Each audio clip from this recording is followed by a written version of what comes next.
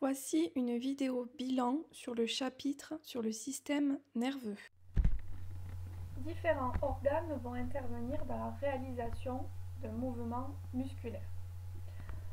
Tout d'abord, les organes sensitifs, comme par exemple les yeux ou les oreilles, vont percevoir une information issue de notre environnement et vont la transmettre via les nerfs sensitifs au cerveau ou à la moelle épinière qui constituent les centres nerveux. Les centres nerveux vont intégrer cette information, ils vont la traiter et ils vont envoyer un message via les nerfs moteurs aux organes moteurs, comme les muscles, qui vont réaliser le mouvement. C'est ce qui se passe, par exemple, lors d'un arrêt de but effectué par un gardien de but. Le gardien de but perçoit une information avec ses yeux, il regarde où le ballon va arriver, son cerveau va analyser cette information et va commander à ses muscles de se jeter vers tel ou tel endroit, d'étendre ses bras ou ses pieds pour pouvoir arrêter le ballon. L'intégration de l'information au niveau du cerveau va pouvoir être réalisée grâce à un réseau de cellules nerveuses appelées neurones.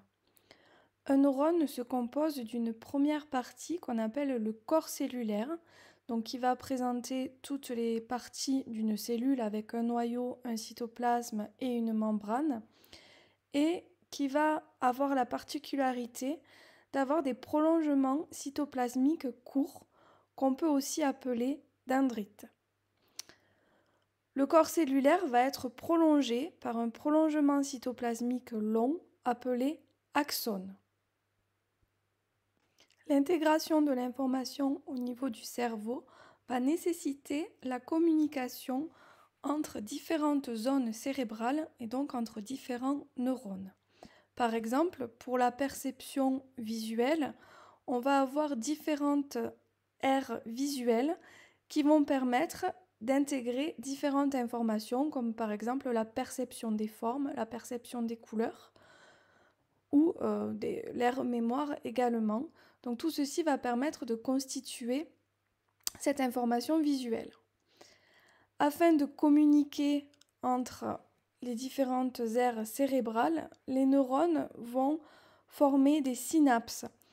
Le prolongement cytoplasmique long d'un neurone, que l'on va appeler neurone présynaptique, va envoyer un messager chimique qui va traverser la synapse, donc la fente synaptique, et venir se fixer sur des récepteurs au niveau de la membrane du neurone postsynaptique et au niveau de ses prolongements cytoplasmiques courts. Donc une information électrique qui est véhiculée au niveau d'un neurone va se transformer en messager chimique qui va pouvoir diffuser le long de la synapse pour communiquer cette information à un autre neurone, appelé neurone postsynaptique. Donc, au niveau d'une synapse, les neurones ne vont pas être directement accolés, ils vont être séparés par la fente synaptique. Notre système nerveux va pouvoir être perturbé par différents facteurs de notre environnement. Si dans un premier temps, on prend l'exemple du bruit, donc avec la perception d'un son. En temps normal, donc notre oreille, l'organe sensitif, va percevoir les vibrations de l'air en faisant vibrer la membrane constituée par le tympan, qui va ensuite répercuter ces vibrations grâce aux trois osselets au niveau de la cochlée, donc qui constitue l'oreille interne, et cette cochlée possède des cellules ciliées qui vont rentrer en mouvement et qui vont faire vibrer un liquide qui va permettre de produire un message nerveux électrique qui va être transmis au niveau des nerfs auditifs et donc ensuite au niveau de notre cerveau. Ça, c'est ce qui se passe en temps normal. Lors d'une exposition prolongée au bruit, ou si on est exposé pendant plusieurs années à des bruits de trop forte intensité, cela va créer un dommage au niveau des cellules ciliées de la cochlée avec une disparition des cils. ce qui va conduire à un trouble de l'audition avec une perte de perception de certains sons, notamment des sons aigus.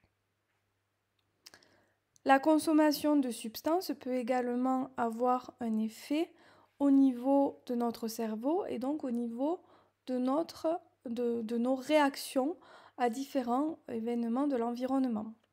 Par exemple, la consommation d'alcool va entraîner une perturbation au niveau de la communication nerveuse entre deux neurones.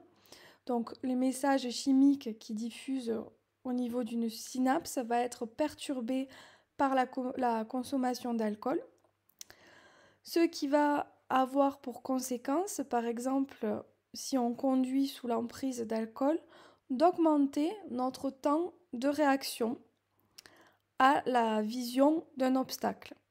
Ainsi, la distance parcourue pendant ce temps de réaction va être prolongée et donc la distance parcourue entre le moment où l'on voit l'obstacle et le moment où on appuie sur la pédale de frein va être allongée.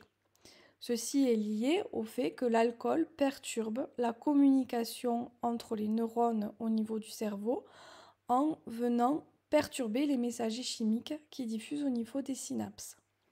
Il est donc important de prendre en considération le fait que la consommation de substances peut avoir des conséquences sur la transmission de l'information au niveau de notre cerveau, de même que l'exposition au bruit peut avoir des conséquences à long terme sur notre perception de facteurs de l'environnement.